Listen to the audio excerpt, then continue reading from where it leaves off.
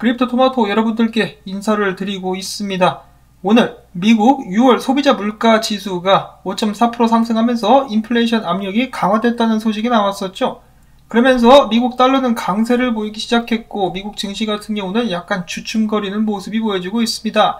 그리고 이어서 최근에는 거의 오른 적도 없었는데 떨어지기만 하는 비트코인 야속합니다. 현재 가격 32,261달러, 이더리움 역시 2,000달러 선을 지켜주지 못하고 뭉그러지고 있는 상황. 한때 암호화폐 커뮤니티에서 애플이 무슨 비트코인을 샀다, 20억 달러치 매입했다라는 루머가 돌기도 했었습니다만은 개뿔, 관련된 소식은 전무한 상황이다라고 볼 수가 있겠습니다.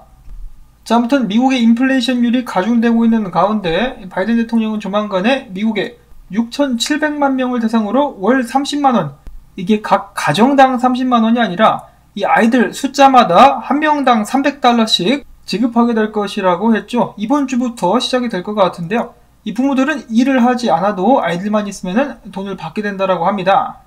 이거 뭐 거의 기본소득제의 시작이라고 볼 수가 있겠는데요.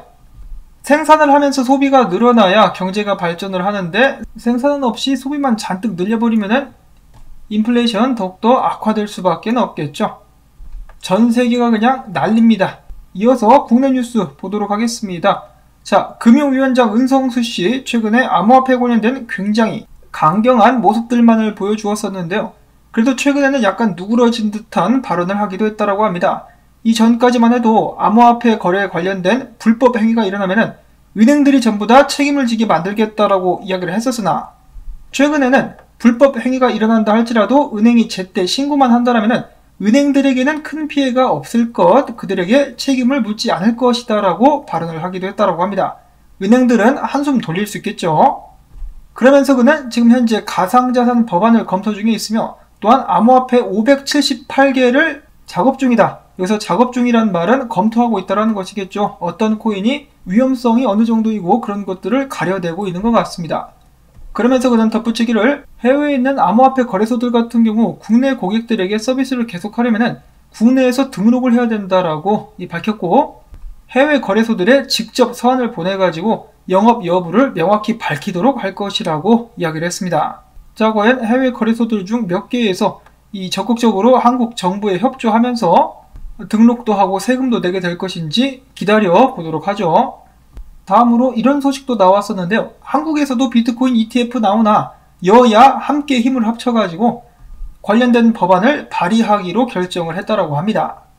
자, 금융권에 따르면 국회 정무원 소속의 국회의원들 여야 합쳐가지고 11명가량이 최근 자산운용사가 암호화폐 투자를 할 수 있도록 자본시장과 금융투자업에 관련된 법률 개정안을 발의했다고 합니다. 만약에 이 법률 개정안이 통과가 된다 그러면은 암호화폐를 항공기나 선박, 지적재산권 등 다양한 대체 투자 자산과 똑같이 보게 됨으로써 암호화폐의 액티브 펀드 편입은 물론 지수 흐름에 연동하는 ETF 상장도 국내에서 가능하게 될 것이라고 하네요. 자, 이거 웬일로 좀 괜찮은 소식이 한 가지가 나왔는데 지금 당장 이 개정안이 통과되기는 좀 어렵지 않을까?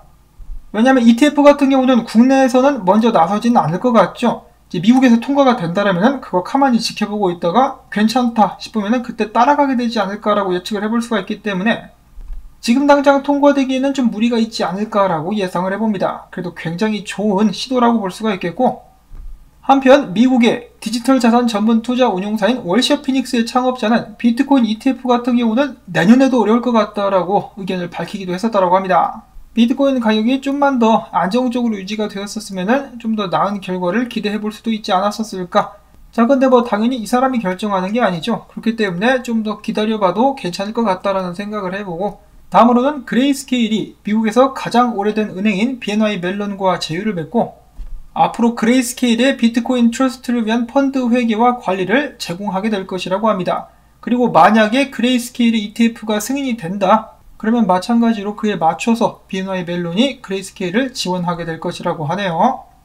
다음으로 해서 비트코인의 익명성을 더욱더 강화하고 수수료까지 낮출 수 있는 업그레이드인 탭루트가 테스트넷상에서 성공적으로 활성화가 되었다고 합니다. 해당 업그레이드는 다가오는 11월 메인넷에서 정식적으로 활성화가 될 예정이라고 합니다.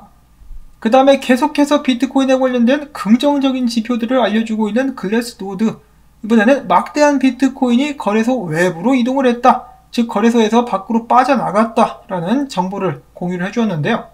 즉 이 비트코인 홀더들이 비트코인을 33,000달러에서 파는 것을 거부하고 그럴 바에는 존버에 들어가겠다라고 결심을 했다라는 것이죠. 그래서 거래소 외부로 비트코인이 빠져나가는 그런 물량이 늘어나고 있으며 그 다음에 나온 기사를 보시게 된다면 빠져나가는 개수는 몇 개인가 대략적으로 또 예측을 해볼 수 있겠습니다. 이 트레이더들이 매일 중앙화된 거래소들에서 2,000개의 비트코인을 빼고 있다. 자, 그러면 2,000개씩 얼마 동안 빼왔느냐? 지난 2주 동안 하루 평균 2,000개의 비트코인 유출이 있어 왔다라고 합니다. 그래서 이거랑 연결되는 정보라고 볼 수가 있겠는데요. 문제는 어제 나왔던 소식과 종합해 본다면 비트코인이 많이 빠져나가고 있지만은 이 와중에 고래들 같은 경우는 비트코인을 또 거래소들로 옮겨가지고 계속해서 팔아치우고 있다는 것이죠. 그렇기 때문에 지금 현재 비트코인 가격이 하락세를 나타내는 것인데 당연히 지금 비트코인 가격이 계속해서 떨어지는 것은 매수세가 약하기 때문이 아닐까, 당연한 이야기겠지만은 그렇게 예측을 해볼 수가 있겠습니다. 거래량도 많이 줄었고 매수량도 줄어들면서 힘을 쓰지 못하고 있는 비트코인.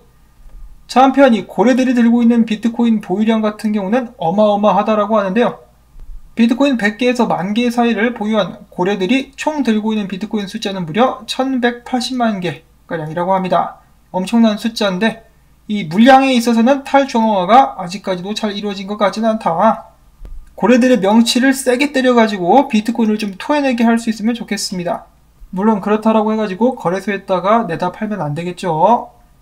자, 다음으로 이어서 아마존 주식 투자로 본인과 그의 고객들에게 큰 부를 안겨다 주는 것으로 유명한 억만장자 빌 밀러는 최근에 다음과 같은 발언을 했다라고 합니다.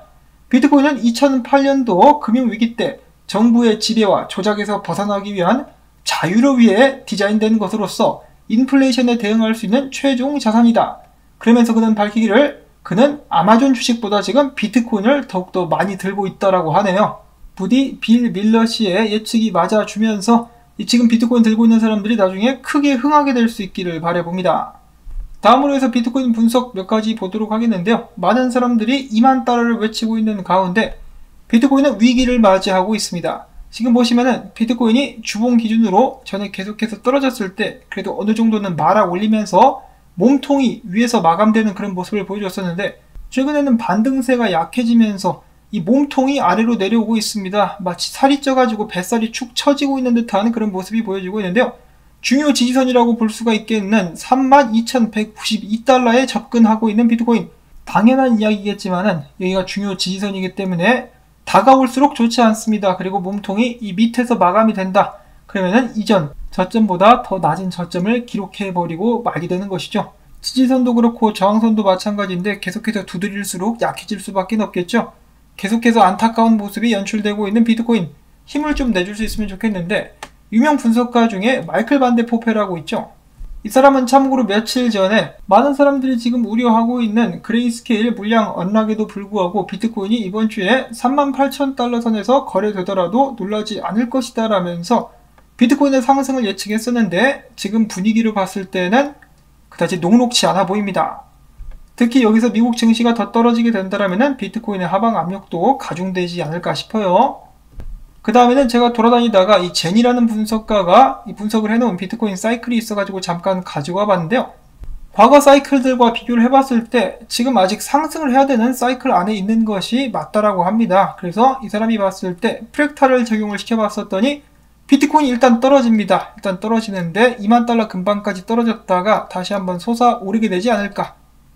그래서 엄청나게 떨어지면서 많은 사람들을 실망시킨 후 상승을 이어가게 되지 않을까라고 예측을 하고 있었다라고 합니다. 자, 과연 비트코인은 2만 달러를 보게 되고야 마는 것일까? 안 왔으면 좋겠는데 말이죠.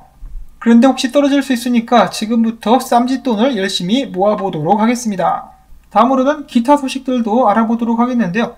암호화폐를 제일 싫어하는 중앙은행 중에 하나인 영란은행에서 최근에 다음과 같은 발표를 했다라고 합니다. 암호화폐에 대한 기관 투자자들의 관심이 증가하고 있다. 일단 아직까지는 개인 투자자들이 다양의 암호화폐를 보유하고 있는데 그 반면에 기관 투자자들의 투자는 제한적이다. 그러나 최근 동향을 봤을 때 암호화 자산 관련 서비스에 대한 기관 투자자들, 은행, 주요 결제 시스템 운영사들의 관심이 높아지고 있다는 여러 징후가 포착이 됐다. 이로 인해서 암호화폐와 금융시장 그리고 기관과의 연계성이 높아질 수 있다라는 설명을 남겼는데요. 뒷북치고 자빠졌네. 이미 기관들 많이 들어왔죠. 은행들도 그렇고. 마지못해서 인정을 하고 있는 영란은행. 그 다음에는 약세를 보이고 있는 이더리움. 유명 분석가 조시레이저 같은 경우는 이야기하기를 이더리움이 계속해서 떨어진다면 매수대로 적절한 구간 같은 경우는 1400달러에서 600달러 구간이 될 수 있다라고 이야기를 했습니다. 1600달러 선부터 반등할 수 있다라는 가능성을 염두에 둔 것이라고 볼 수가 있겠죠. 자, 과연 이더리움도 1400달러, 1600달러까지 가고야 마는 것인가? 안 돼! 그 다음으로는 스텔라 관련된 호재가 나왔습니다. 스텔라가 대한민국의 삼성과 함께 협약을 맺고 앞으로 스텔라는 삼성 블록체인 상에서 지원이 되는 블록체인 앱과 서비스들을 개발하게 될 것이라고 밝혔습니다. 스텔라 재단의 CEO는 이야기하기를 삼성 측은 스텔라에게 삼성 블록체인 키 매니지먼트 솔루션을 제공하기로 결정을 했으며 이를 통해서 삼성과 스텔라의 합동 혁신을 이뤄서 사용자들에게 새로운 서비스를 제공하게 될 것이다 라고 밝혔습니다. 자, 이렇게 좋은 소식이 나왔음에도 불구하고 비트코인의 부진과 함께 힘을 쓰지 못하고 있는 스텔라. 그렇지만 좋은 소식이 나온 만큼 미래의 활약을 기대해 보도록 하겠습니다. 오늘 나온 이런저런 정보들 여러분들께 도움이 되셨다면 오늘도 마찬가지로 수고했다는 의미에서 토마토밭에 바카스 던져주기 광고 영상 재생을 통해서 채널 지원 부탁을 드립니다. 비트코인이 좀 정신 차리고 반등을 이어나갈 수 있기를 바라보면서 저는 다음에 새로운 소식 가지고 인사를 드리도록 하겠습니다. 안녕히 계십시오.